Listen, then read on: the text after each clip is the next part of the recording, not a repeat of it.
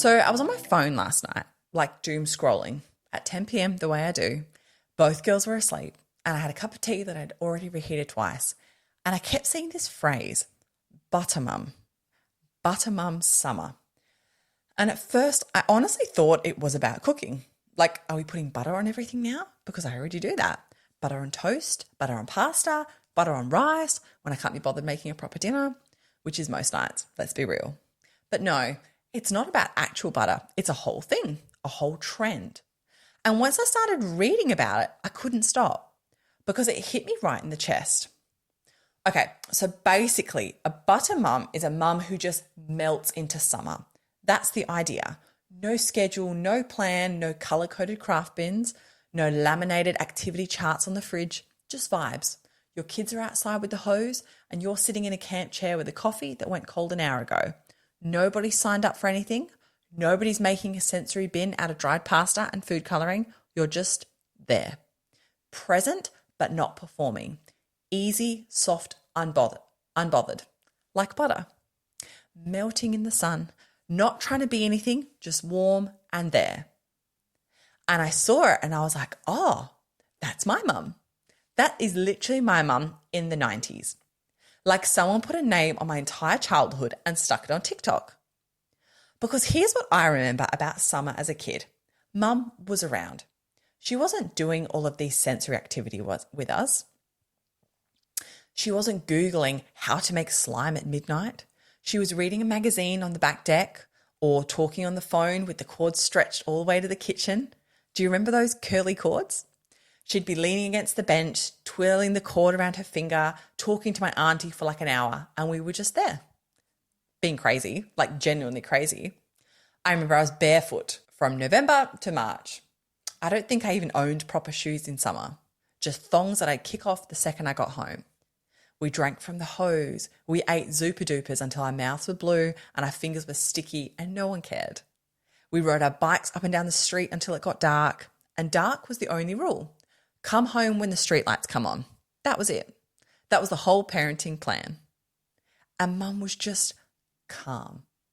She wasn't on the phone looking up screen-free summer ideas for kids. She wasn't posting about it. She wasn't filming us playing and putting it on the internet. She was just living it quietly without a single person watching. And now I look at myself and I'm like, what happened? What happened between then and now? Because last summer I made a list of things to do with my girls over the school holidays.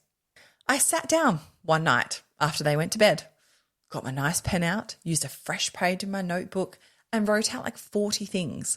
Museum trips, beach days, a fairy garden, homemade Play-Doh, library story time, bike riding, a picnic at the gardens. I even wrote make friendship bracelets like I was running a craft camp. I was so proud of that list. I stuck it on the fridge. I think I did 3 of them, maybe 4 if you count the beach trip where my youngest had a meltdown before we even got the towels out of the car and left after 20 minutes. And I felt guilty about the other 37. Genuinely guilty. Like I'd let them down, which is insane. That's insane, right? Like my mum never once made a summer activity list. She just opened the back door and was like, let's go play. And we did. And it was the best time of my life. I think the reason this butter mum thing is blowing up right now is because we're all just tired. I'm tired. I'm so tired. Not just physically, like my brain. I'm tired of feeling like every school holiday has to be this big curated event. Like if my kids aren't doing something enriching every single day, I've failed. Like if there's a day where we just stay home and do nothing, that's wasted. When did doing nothing become a waste? Because when I was a kid, doing nothing was the whole point of summer. My mum didn't think like that. She didn't have a Pinterest telling her what a good summer looked like. She didn't have Instagram showing her other mums doing better summers. She didn't have a feed full of perfectly packed lunchboxes and matching swimwear and kids doing watercolour painting on a picnic blanket.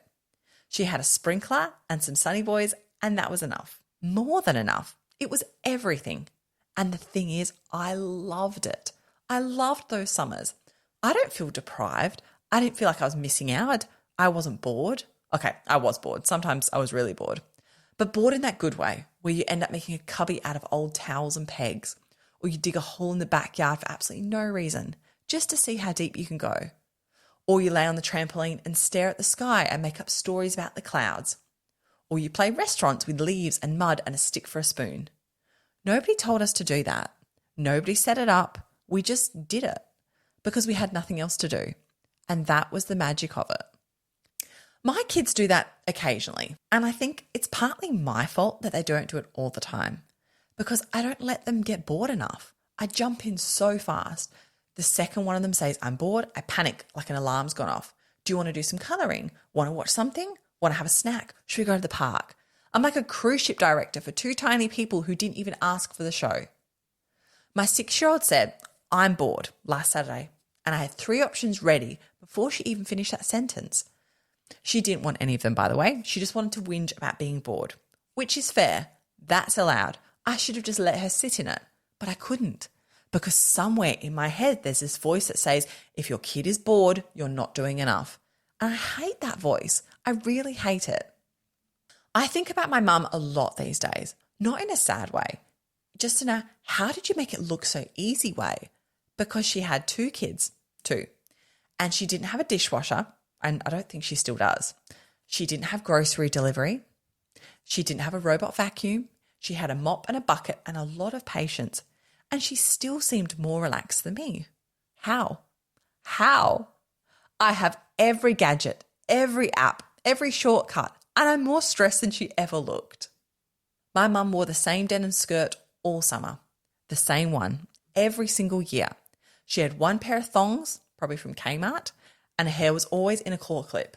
Not a cute one, not a special one from a boutique, just a regular claw clip that had seen better days. She wasn't thinking about what she looked like. She wasn't trying to do a hot girl summer or a that girl mum. She wasn't buying a new wardrobe for the season. She was just mum in her skirt and her claw clip and her old t-shirt. And she looked great, by the way. She looked relaxed. And that's the whole thing. She looked like someone who wasn't trying. And there's something so beautiful about that. Meanwhile, last summer, I bought a new hat, new sunnies, and a matching set to wear to the beach. For what? For who? My 4-year-old doesn't care what I'm wearing. She's eating sand. My 6-year-old told me I looked weird in my new hat. So that was money well spent. I also think about how my mum fed us in the summer. And honestly, it was chaos. Beautiful chaos. Lunch was whatever was in the fridge. A sandwich, some crackers, maybe a tin of spaghetti. Sometimes she'd just cut up a watermelon and put it on the back step, and that was lunch. Done.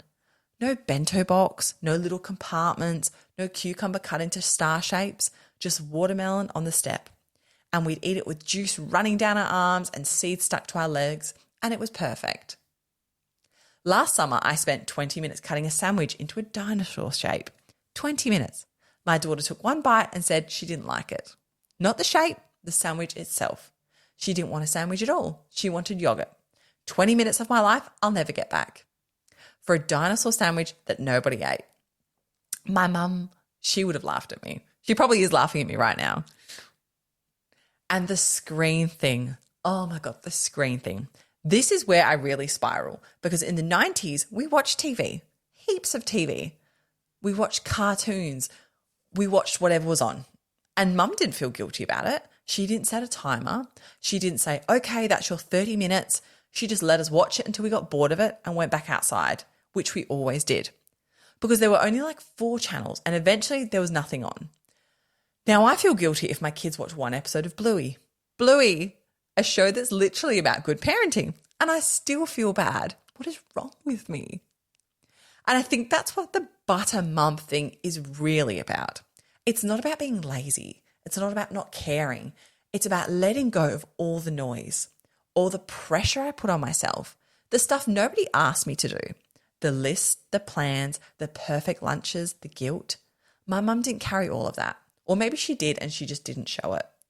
But from where I was standing, barefoot, covered in dirt, eating an icy pole at 4 p.m, she looked free. She looked like she was actually enjoying it. And I want that. I really want that this summer. I want to be the mum who sits outside and reads a book while my kids just play. Not a parenting book, a trashy novel. something with a bad cover and a plot that makes no sense. I want to drink my tea while it's still hot. I want to stop Googling things. I want to stop comparing my Tuesday to someone else's Tuesday on Instagram. I want to be the mum with the cold coffee and the messy bun who genuinely does not care about what anyone thinks. I want to open the back door and say, go play, and not feel like I need to follow them out there with an activity. But also, can I be really honest? I don't know if I can do it. Like, I want to, but I don't know if my brain will let me because it's so wired now. Like, it's so wired to perform, to prove, to document, to be on all the time. Last weekend, I took my girls to the park. Just the park. Nothing fancy. No packed lunch, no special outing, just the park at the end of our street. And the whole time I was sitting on the bench, I was thinking, should I be doing more? Should we have gone somewhere better? Is this enough? Are they having enough fun? Should I be playing with them instead of sitting here? My brain would not shut up. And then my 4-year-old found a stick, just a stick on the ground, nothing special about it. And she played with it for 45 minutes. 45 minutes. She dug with it, she drew in the dirt, she pretended it was a wand, she pretended it was a sword, she poked her sister with it, which didn't do great, but still. 45 minutes, one stick. She didn't need the museum. She didn't need the fairy garden. She didn't need the laminated list on the fridge. She needed a stick. And she needed me to just sit there, not direct it, not improve it, not photograph it, just sit there. That's butter mum energy right there. Your kid finds a stick and you just let them have the stick. You don't turn it into a lesson. You don't say, oh, look, what letter does the stick start with? You don't take a photo for your stories. You just sit there on your bench with your cold coffee and you let it be boring and simple and quiet and enough. I called my mum after that park trip and I told her about the butter mum thing and she had no idea what I was even talking about. I tried to explain it.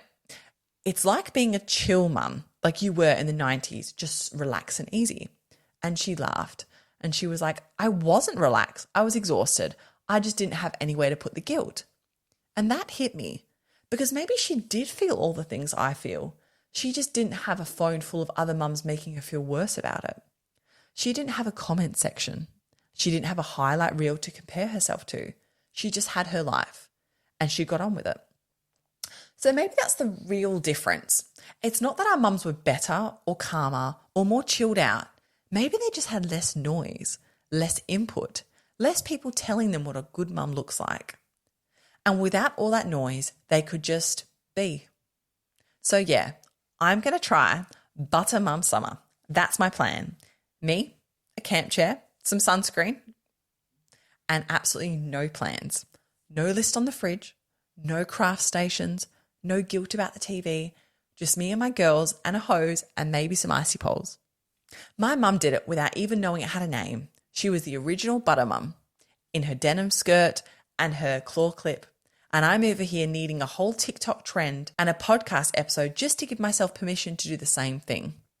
But hey, at least I got there, even if it took me 30 years and an algorithm. Now, if you'll excuse me, I'm going to go sit in my backyard and do absolutely nothing and try really hard not to feel weird about it. Thank you so much for tuning into this episode of the Real Mummy podcast. Remember, every mum's journey is unique and you are doing an amazing job. Please be sure to head over to our website at www.realmummypodcast.com to stay up to date with the latest episodes and dive into our recent blog articles filled with even more wisdom and stories. We absolutely love connecting with our listeners, so don't forget to follow us on social media. You can find us on Instagram, Facebook and Twitter at Real Mummy Podcast. Join the conversation, share your thoughts and become part of our supportive mum community. And I'd love to hear from you. Have you got a topic you want covered? Do you have a guest you'd love to hear from? Reach out to us through our website or social media. Your input is invaluable and helps us to create the content that matters most to you. Thank you for being part of the Real Mummy podcast family. Until next time, stay strong, stay kind to yourself, and remember, you're never alone on this journey.